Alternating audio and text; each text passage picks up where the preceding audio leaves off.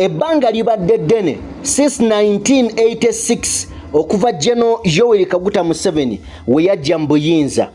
Ebikolwa bibadde bingi, eby'obukambwe, ebyettemu, ebibadde bijjanga bibeerawo.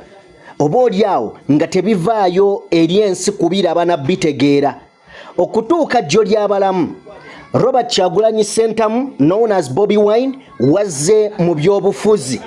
Abantu bangi okuba oyajja mu by'obufuzi beegasse ku miyungagano oba osobola ogiyita internet okusobola okugoberera n'okulaba biki ebigenda mu maaso okwetooloola Uganda oba olyawo n'ensi yonna. Era obungi bw'abantu obwegasse ku mutimbagano bwongedde okuba nga buggulwawo amaaso n'okuggulawo okuba nga bategeera ebintu bingi.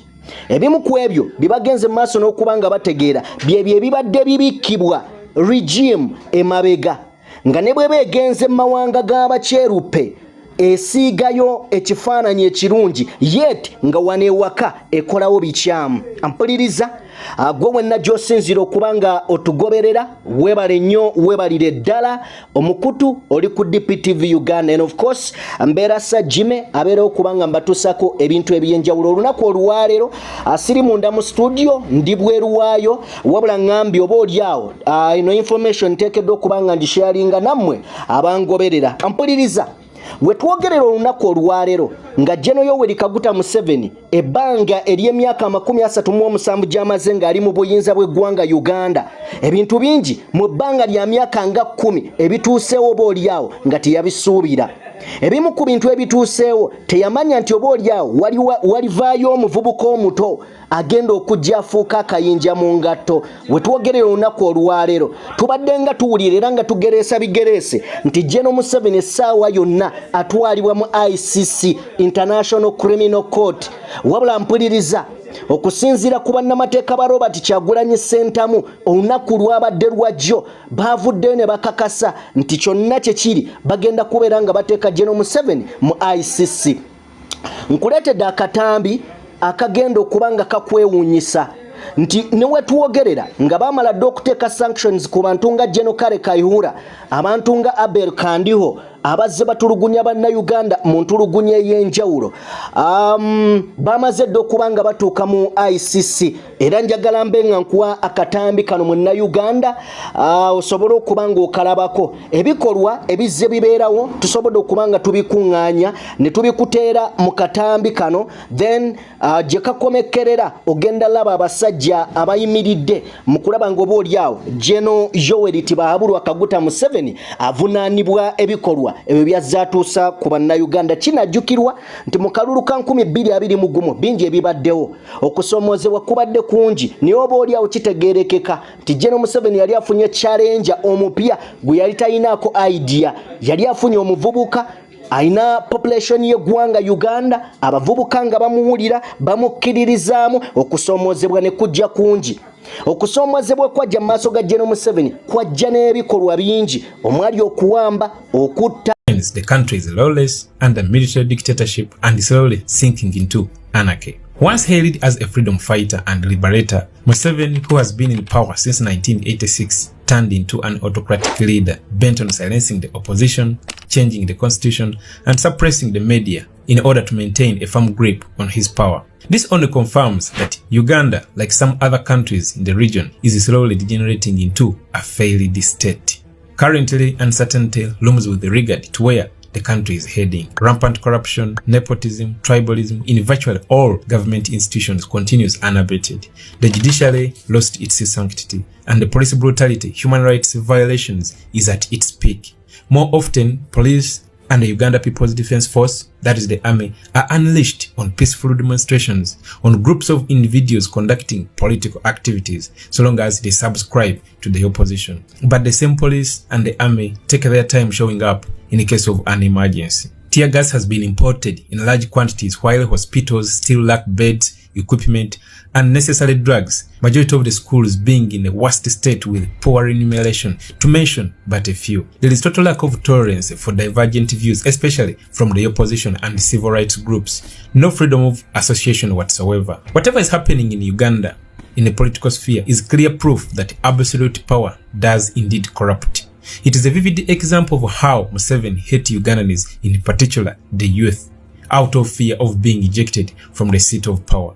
In 1980, Museveni lost his presidential bid. Museveni claimed that the elections were not free and fair. He didn't challenge the election results in any courts of law. He shunned court for violence and led a group of people into a guerrilla war that lasted for 5 years, leading to very many people being killed. There is no reason whatsoever to justify the killing of a single person, but close to 800,000 people lost their lives during the war that brought Museveni into power. This alone justifies Museveni didn't come to power because he was democratically elected, but rather captured power. Later, after the war, in the mid to late 1990s, Museveni was celebrated by the West as part of a new generation of African leaders, in a dramatic contrast with Idi Amin, against whom he had led an insurgency. On the 6th February 1981, when Museveni declared a civil war in Uganda, which was in Buganda region in the area known as Luwero Triangle, he was not liked by the people of that area because of his record of killing Ugandans when he was in the Uganda National Liberation Front government, which overthrew Idi Amin's government in April 1979. He then developed a strategy which they used in Tanzania to come and kill Ugandans in Uganda, then go back to Tanzania and put the blame to Idi Amin's government and the army. When they started the war in the Luwero Triangle, they physically went during the night in the Ugandan National Liberation Army uniforms, which was the Uganda government army, and attacked the people, killed as many as they could with the hoes and pangas, and in the morning they put the blame on the Ugandan army. By doing this, the people in the areas started to support them. This kind of killing went on and on until the war was finished in January 1986. And by the time, according to the records, over 800,000 people lost their lives. On the 26th January 1986, Museveni declares himself president. Museveni's rule has been described as dictatorial. Dictatorial in the sense that it is just one person, Museveni and his henchmen, that possess absolute power without effective constitutional limitations. He rules by decree. Repression of political opponents, intimidation, murder, imprisonment, violence, and other human rights violations is the order of the day. Abiding by the rule of law procedures is a taboo in Museveni's world. Today in Uganda, there are symbolic elections. Museveni appoints the chairperson and its commissioners of the so-called Independent Electoral Commission, the same commission that organizes and mans the whole entire process that Museveni has participated in for 6 times. Before, during, and after these sham elections, many people have been arrested, many have been killed, many have lost their lives, properties, businesses, and their only crime is opposing Museveni's dictatorial rule. None of the Ugandan elections of the last 30 years have been found to be free and transparent. It has been using the police and the army to step on dissent, stepping on rights of the opposition during, before, and after elections, refusing to accredit election observers from the United States, European Union, arresting and detaining Ugandan election monitors, blocking social media, plus blocking the entire internet access in Uganda. It is in Uganda where they are safe houses, and their main duty is to detain and torture political opponents of Museveni into submission. The constitution of Uganda has been changed several times against the will of Ugandans to prolong Museveni's stay in power. In 2003, Museveni began his assault on the constitution with a view to deleting presidential term limits. Uganda previously had a constitutional limit in place, allowing a maximum term of office of 10 years, 2 5-year terms, and in 2005, Museveni influenced and facilitated the removal of term limits to prolong his stay. In 2017, he even sent his special forces into Uganda Parliament to beat and arrest opposition members who were seriously against the removal of the presidential age limits. A series of protests, arrests, and violent episodes involving the security sector continued to reveal a level of instability in Uganda. In 2017, the lifting of presidential age limit was approved. Of recent, as of 2022, Museveni still wants to again change the constitution in his favor, against the will of Ugandans. Having known that all Ugandans are fed up of him and his dictatorial tendencies, he now wants to abolish election of president.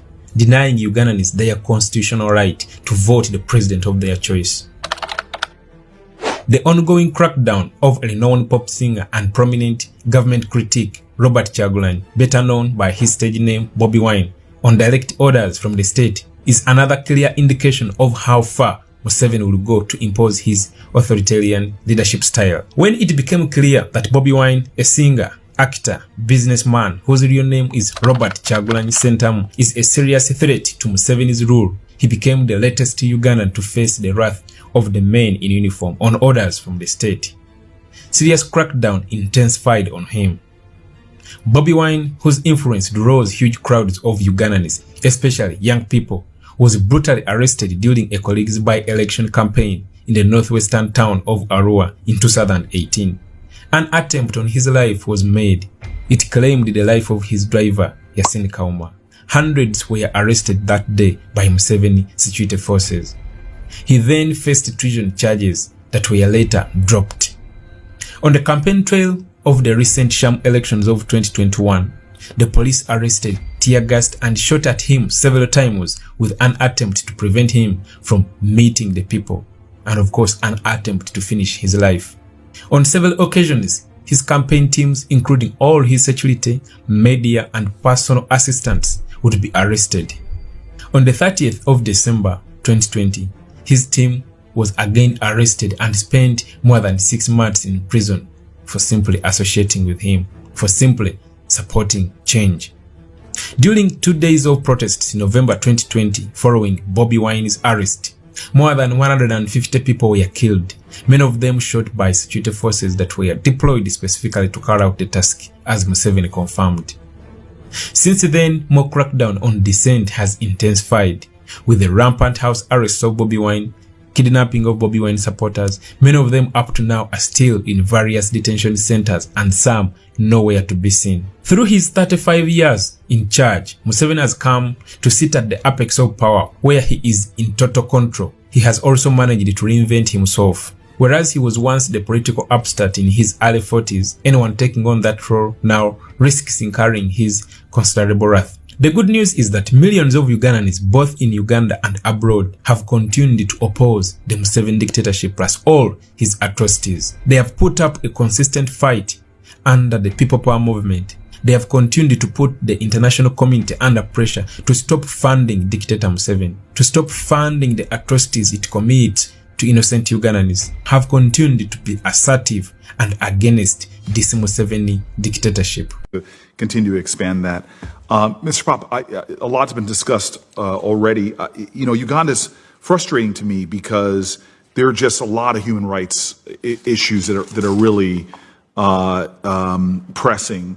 The State Department's latest human rights report documented serious restrictions of political rights and civil society, unlawful killings, forced disappearances, and even torture by state agencies, parts of Uganda's government. Add to that, Senator Murphy already pointedly expressed concerns about a stunning law that's going to undermine our efforts and the successes we have through PEPFAR in the region. They have an important role for this. Our bilateral relationship is really important when it comes to United States interests, its regional interests in that area, promoting democracy, human rights, but also just general security issues. And it's just a very difficult balance. Could you maybe address the concerns I have for a government that started out so hopeful years ago and now seems to be slipping towards behavior that is demonstrably violent, unjust, and undemocratic? Thank you, Senator. Yes, you sum it up very clearly and accurately. I think the concern is that Uganda is headed in a direction that is not good for Ugandans in all of these areas. And as friends of Uganda and the region and of the people of Uganda, we should be clear about where those challenges are, be clear-eyed in how we assess ways to work forward with civil society, with other stakeholders in the country. Obviously, issues of torture, violence, those types of abuses have to be rejected completely and clearly in our diplomacy and our conversations and discussions with the host government, and also find ways to support increases in democratic space instead of restrictions. That is everything from building space for NGOs and for organizations that are advocating for all of the communities that are facing challenges. It includes making sure that we're talking with all stakeholders in the country, including the political opposition, so that we're hearing very clearly about ways to find solutions going forward to change, hopefully, in a constructive way, the trajectory that Uganda is on. At the same time, as you note, there is a number of areas where Uganda has previously been an important partner on security and regional stability. And of course, we want to try to continue to find ways to work in those areas, because it's an area that faces a lot of challenges, as we've seen even recently.